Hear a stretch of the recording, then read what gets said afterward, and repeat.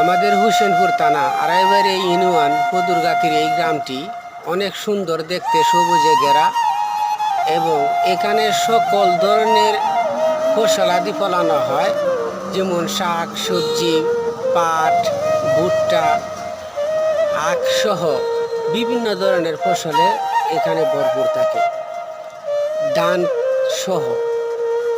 এবং আমাদের এই গ্রামটি দেখতে অনেক সুন্দর, ছোট ছোট এরকম এই